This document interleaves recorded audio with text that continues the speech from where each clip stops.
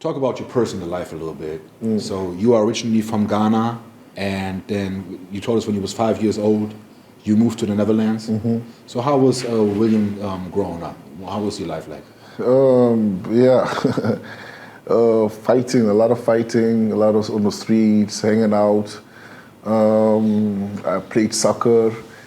My mom didn't know about it. She knew every Saturday that in the morning I left the house, but she didn't really know what I was about. I went also like twice in a week. I went to the gym, to the training for soccer. And the fun part is I didn't even have money for contribution. So there was a guy, Gerrit Meijer, and he used to pay for me and my cousin Dave.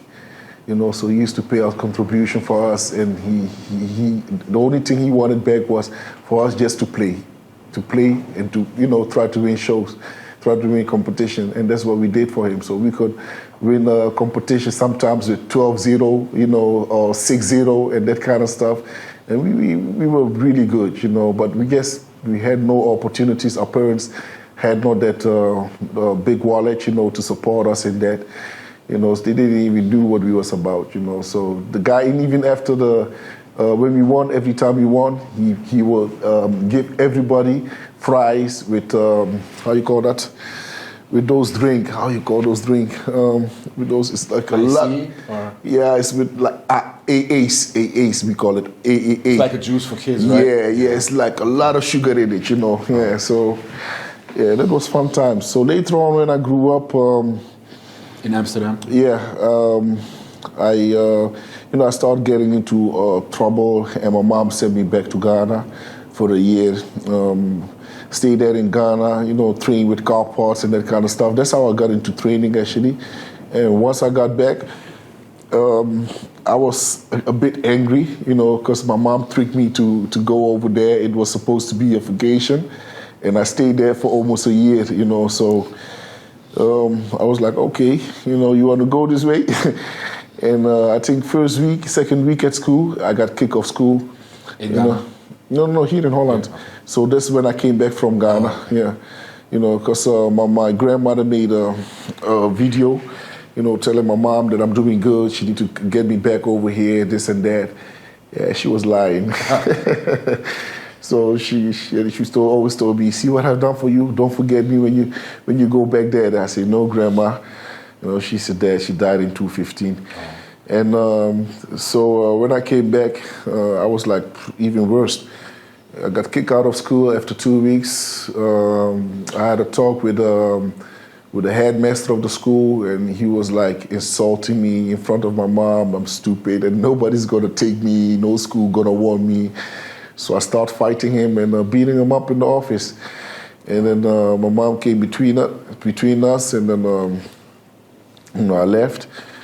And that's what I went. I went to a school like terrible. Like for people like like it's not that I couldn't learn. I was a small boy, intelligent, but it's this your environment. Like your friends around you, the environment. So you will go on a certain road. And so, and I let my friends manipulate me as well, Like I always used to fight for my friends. They make trouble, I come, I fight, and I solve it for them. But I would be the one that gets into trouble, So eventually we grow up, we start doing things, things coming on our way. We start getting into the really like bad lifestyle, criminal lifestyle. Getting to know all the guys who were doing, drugs and that kind of stuff. Eventually, we went on that road. I started with marijuana, like planting it in my room, and then on my balcony, Do you remember how old you was? I was 12 years old. 12? Wow. Yeah. So actually, we even stole it from somebody's balcony. Yeah, we stole it and we grew it, and I took off the tops, and I used to roll joints with it. I roll joints, so the tops that I take from the marijuana plant, I will roll joints with it and put it in a tobacco package. And then, at school, I will sell them for 5 gulden, because most of my friends couldn't, they were smoking. I didn't smoke that time.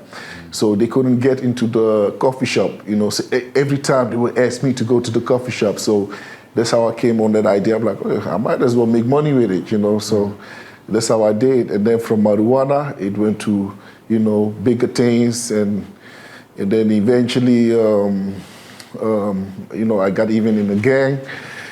And yeah, a lot of stupid things, man. Can you compare the gangs here to like the gangs in the U.S.? Nah, the gangs in the U.S. they are too trigger happy, man. We still have some brains over here, you know. Like if I look at the gangs there in the USA, not to disrespect them, you know, but I think like we are more sober than they are over there. You know, like we still have some, you know, some sense. Some sense, let me say it like that. You know, we do stupid things, we regret it afterwards, you know, but before we even get there, we still have the sense like, okay, what I'm going to do is not good, but I have no choice, you understand? And those there, they don't fucking care. Oh, you got the wrong clothes on, boom, boom, boom, boom, boom, you know, we not like that, you know. With us, it's like, I have to have an issue with you, like something that I can, you know, solve it with you, and then it will come to deadly. So, yeah, and so eventually I got in prison. Yeah, because a guy was threatening me, and I got shot there before. And after I got shot, I was 14 years old. So, and it was like someone that was close to me, you know, because the guys, the older guys in the neighborhood, they didn't like me, you know. I was young, strong, and I wasn't paying attention to them, and I was making my money, and they were broke. And so they didn't like me, you know. And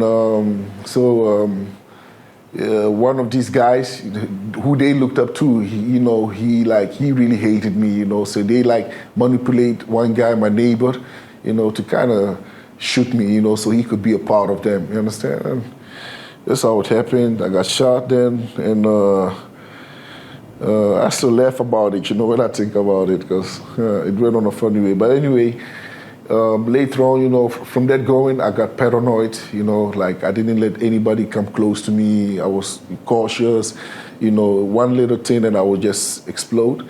And I heard rumors somebody was threatening me, somebody that I knew, you know, who owed me money because I was giving everybody job, you know. I was like, you know, you come to me and I will give you like maybe 5 grams, you know, you sell it, you know, you get this, and then I get a little bit profit, and, you know, you can earn your money. So that's how I was doing with the hood, you know.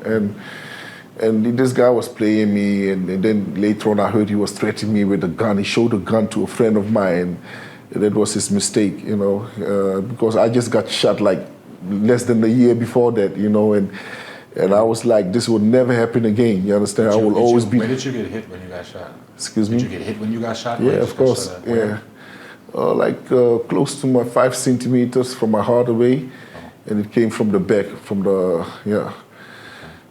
So it hit my bones, you know, my ribs, and my ribs made the bullet U-turned. So it didn't hit my heart. Wow. Yeah. So actually it was 5 centimeters from my heart, but inside it was like a few centimeters from my heart. And so when I heard the threat mentioned, I got so mad, and I took action, you know, and that cost me. I spent like 3 years or something, you know, and also like they gave me like psychological help, you know. It's like you have to go to a clinic, you know, like rehabilitate. Here we call it jeugd-TBS, you know. That's like property of the state. Mm-hmm. It's like they will take you from your parents. Your parents have nothing to say about you anymore, and you can stay there up to you're 21 years old or 22 years old. Okay. Yeah, till you're grown, and then if you behave good, you know, yeah.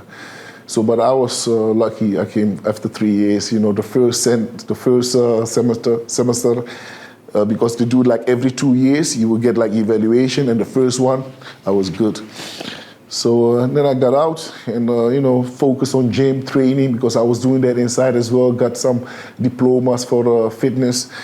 And when I came out, I went to do carpenter, because I was doing that inside as well. So I wanted to better my life, you know, and I had still friends. they were still doing stuff, you know. I had one friend, he just came out of prison as well, and I used to do stuff with him, and he got shot in like several times, and I was in the gym. So one guy came to me, hey, this and this and this got shot. I said, yeah, okay. You know, so when I finished, I just continued my training, like another 20 minutes, 30 minutes. So when I finished, I walked, because I had to go through there to get to my house. So I walked to the other side so I wouldn't see it, you know, because I wanted to change my life. You know, like, I'm not going to interfere with this. Nobody came to see me when I was in prison, you know, except like out of the 100 friends that I had, only 2 of them came to visit me. You know, actually, one of them came to visit me. The other one, he wrote me a letter because he was inside himself, you know. So, and those are the only 2 guys that are still in my life, yeah. You pretty much started bodybuilding in prison. So that actually, even something bad happened, it actually led to something good. Yeah. So how did you go on with life? Listen, I was, in the beginning, I was mad that I was inside. I was like, why me? You know, I'm missing my whole youth. Everybody is chilling, partying, doing this, doing that. And actually, it saved my life, you know, because everybody that was then chilling and, you know, having fun, all of them, they have no life now. Most of them, they are still stuck, you know, still on the same place, you understand? They have no life now. So back then, I was complaining for nothing, not knowing that it was my saving, you know, because me being inside saved me from being killed or from me killing someone, you know. So it really saved me, you know. So, yeah, and it gave me the much-needed time that I needed to grow my mind, you understand? Because we were so manipulated on the streets, you understand, that we only knew one thing, you know, one lifestyle. And inside you will learn, you know, you will learn how to control yourself, how to talk to people, you know, and all those stuff that we didn't get from home, you know, because home, our parents didn't know what we were doing on the street, you get me? So it saved me, man. So what did you do the years after? Did you work or did you stay in the streets? I work. Kept working, man. Like, I had friends, they like were making loads of money. You know, I never let myself into that. I'm like, fuck it, you know, I will do it the slower way, you know, but as long as I don't have to look, you know, backwards and have to fear for my life every time and that kind of stuff. So I kept working, even when things weren't going good, you know, I still struggle sometimes. I had no job for a few months. And then, you know, I just found a job again. Even the time I couldn't find no job, I was living in my car in the wintertime. Man, I remember waking up, like my ex-girlfriend would bring me blankets. She would come and, you know, keep me comforts, keep me accompanied. And then, you know, like in the night she would go back home because I wasn't good with her parents. So, and I had my pride, you know, because my friends were asking me, come sleep here. You know, some friends that knew about it. I said, what are you talking about? There's nothing wrong, man. I can go there and there. I was lying. I was embarrassed, of course, you know. I just sleep in my car and, you know, blankets. I woke up, my toes were frozen, like frozen. You know, I couldn't like even, bro, man. I was in that period of time, I wanted to die, you know. I was tired, you know, and the only thing that prevented me from doing that was I could have easily done it, you know. I tried it even, you know, but only one person came up in my mind, and that was my son. I was like, what? How is Joshua? Because I was like, if my dad did something like that, I would have never forgave him. I would have found him a coward. So that's how I thought, like, I would never want my son to see me as a coward, you know. So if I have to go through shit, then let me go through the shit, you know, at least, you know, I tried. You understand? So that's how I kept going. And thank God, a week later, I found a job. You know, I found a place to live at a woman's place. I was renting a room from her. And this was all in 2013, going to 2014. So you was already a pro bodybuilder back then? Yeah, brother. I was a pro bodybuilder back then, yeah. So going back, when did you start, like, what led to you, like, then you started competing amateur shows first when you was like around 27, you said, right? Yeah, that was like in 2008. Okay, and then the journey from there to becoming a pro, what was that part that you did? That was easy. It was easy? Yeah, that was, my diet was 2-3 weeks diet, and I could eat everything. I could get on stage and I win it, yeah. And you turned pro natural? Yeah. Back then? Yeah. So. Let's say, yeah. Yes, that time I turned national. After my pro show, yeah, I started experimenting. And then you started off, how many years did you compete in 212 before you changed to open class? 1 year. 1 year. Yeah, actually 8 months. And then Then I went over to the open class, because every time they put me, all the times that I did the 3 shows in the 212, each time they put me in the open class. My name was not on the list in the 212 class. Yeah, the first time I thought, okay, mistake. The second time, I was like, somebody's trying to tell me something. The third time, I knew like, nah, I don't belong here. Yeah. It was a good move, I guess. Yeah, I know. Okay, now you are one of the top bodybuilding guys in the world. Like obviously, like at least one of the top 3 guys in the world. And personally, I can see that you. First of all, your character. You have a strong character, and it comes from that you saw stuff that you didn't like about other people, and then you was like, I'm not going to be that way. I'm going to be different. And you are a big family guy. You can tell. Like when I started following you a long time ago. Like you're really about family. So talk about your family and how important it is for you. Family is about everything, man. if it's, to be honest with you, if it wasn't for my family, especially my kids, as soon as I got my firstborn, that's when I don't know something, because all the screws here were loose, So I think when I got my son, I started using my brain cells again. So they kind of saved me, They kind of saved my life, and they are everything to me, My kids, my mom, my sister, my brother, my wife, everything, I can't even imagine, like if it wasn't for them, what I would be doing now, I wouldn't even care. You understand? So they made me care about life. It made me care about everything in general. Otherwise, I'm sure my life would have been like a circle. Like prison, in, out, So they kind of saved me. They are my motivation. For them is who I do this for. Yeah. You became a really responsible person, because you also think about the future now. Yeah. And retirement, what you're gonna do afterwards. That you have your kids and your family in a good position back then. So besides promoting, which we talked about earlier, you're also doing coaching.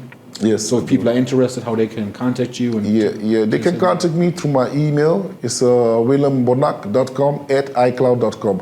So not William, it's William without the A. So William. You can contact me through my email.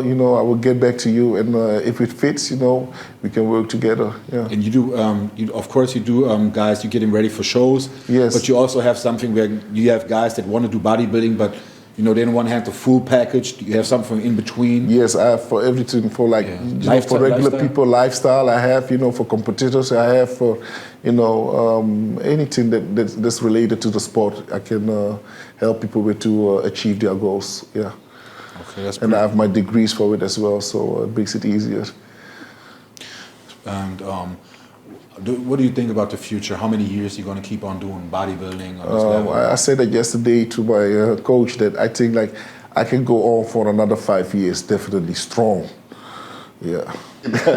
No, we really thank you for the opportunity that you give a new channel this opportunity. Cool. Like I really like you as a person and as an athlete. Thank you. And we are really that was the perfect match, because we looked for somebody in the area from Germany, and you was like the number one guy. You was kind of close, but also a big name. So thank you for that. Welcome, guys. We hope to do more in the future. We wish you all the best for the Arnolds. Thank you. And hope to hear from you again. Cool, bro. Yes. Bye, man. Yes, man.